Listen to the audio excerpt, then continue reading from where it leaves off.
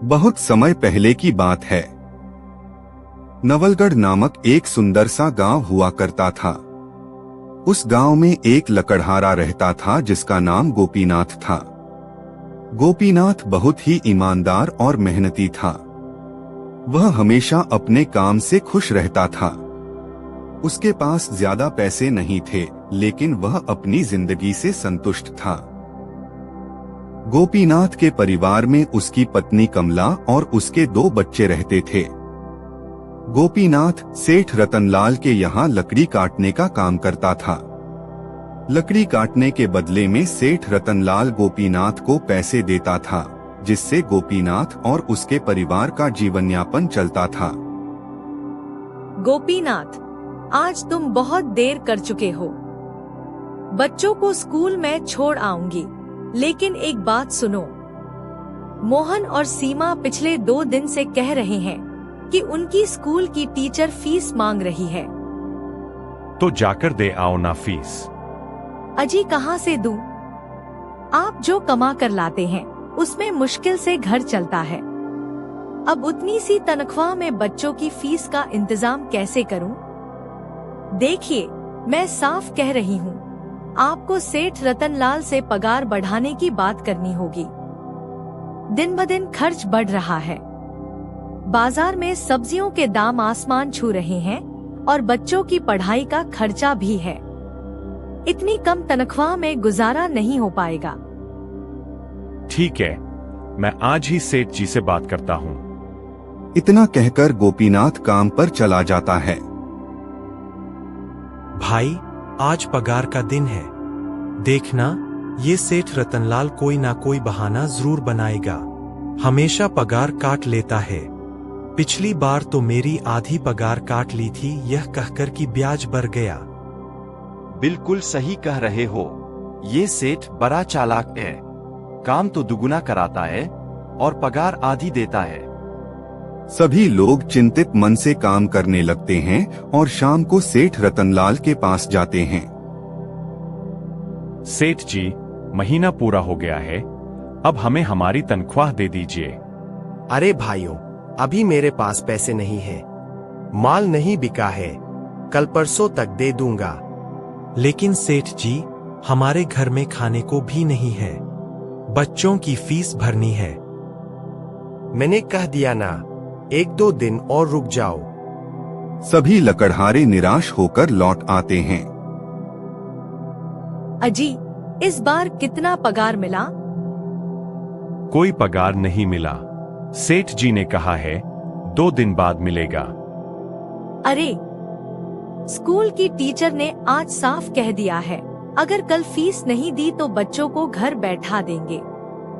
अब बताइए, मैं क्या करूं? क्या कर सकते हैं? हमें इंतजार ही करना होगा। 2 दिन बाद पैसे मिल जाएंगे। 2 दिन बाद जब तनख्वाह मिली तो फिर धोखा हुआ।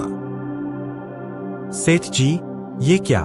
मैंने तो 3000 रुपए का काम किया था, आपने सिर्फ 2000 दिए।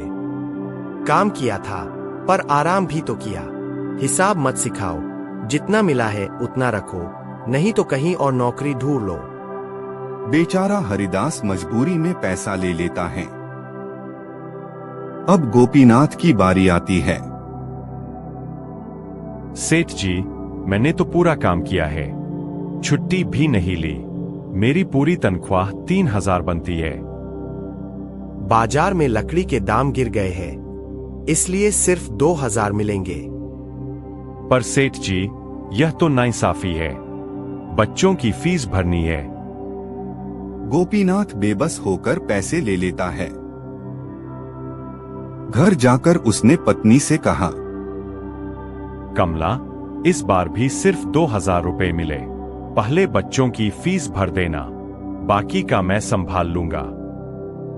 आप क्यों सेठ जी से पूरे पैसे नहीं मांगते? आखिर कब तक हम ऐसे ही गुजारा करेंगे? मैं सोच रहा हूँ लकड़ी काटने के बाद कहीं और भी काम करूँ, ताकि थोड़ी और आमदनी हो।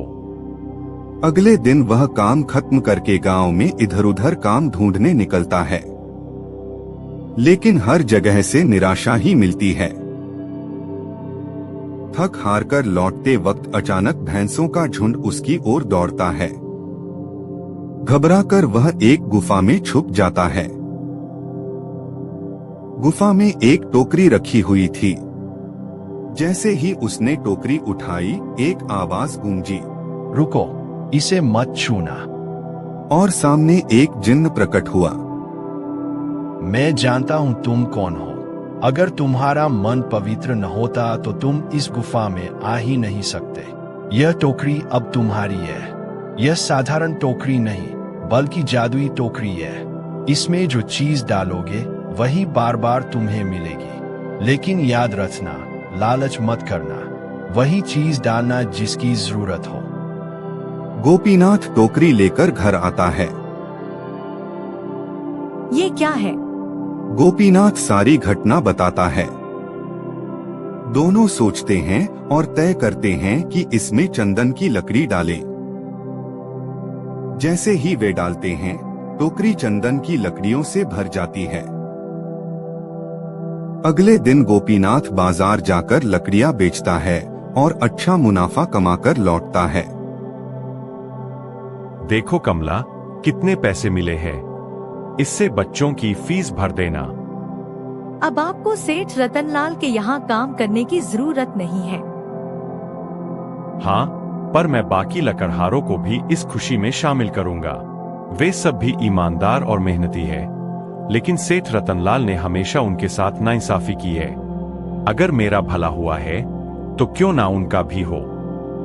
सभी लकड़हारे एकजुट हो जाते हैं और मिलकर व्यापार शुरू करते हैं। धीरे धीरे सबकी जिंदगी बदल जाती है।